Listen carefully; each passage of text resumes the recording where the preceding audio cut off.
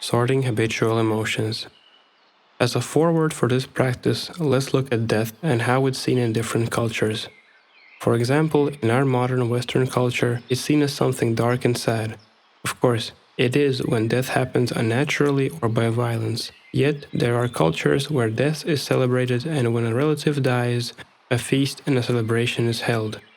In a way, we can use this simple example as an introduction to understanding habitual emotions, as many emotional responses we generate are often conditioned by cultural norms and our place of origin.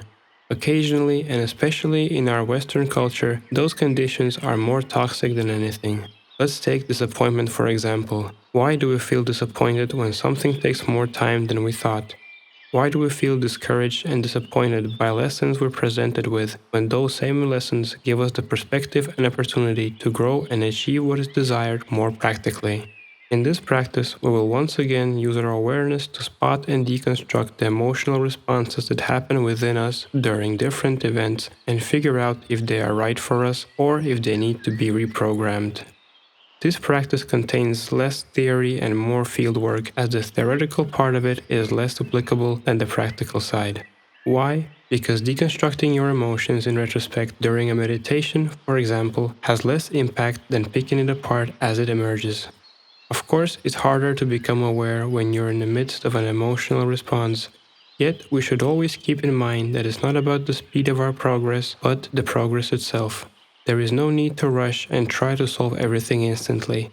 After all, we're not feeling all emotions all at once. They emerge when there's a signal. Therefore, the important part is to know of this practice and to have the awareness and intention to apply it when the moment comes. For example, when you're doing something that you consider relatively important and it's not working out the way you expected, return to your state of indifference and awareness and observe what emotions start to arise. Evaluate them, feel for yourself if the response is healthy and harmonious or is it toxic. Even better, see if the emotional response is necessary at all. Maybe you were taught to feel this way when something happens, yet in reality, you'd be better off without that feeling. Could it be possible that indifferent yet responsible approach and extraction of lessons could be enough? Maybe you don't need to waste your time and energy on feelings like guilt, disappointment, and anger. If you engage in this practice, you'll start to notice a wide range of emotions that emerge and subside throughout the day. Based on those observations, you'll obtain a deeper understanding of yourself and an organic mechanism that will be able to do something about it.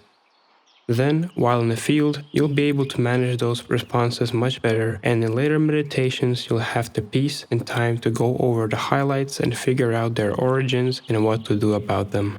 As mentioned in the first chapter of this book, I'm not trying to be a teacher or force a philosophy. I'm offering a toolkit that you can use or not use depending on your personal situation and needs.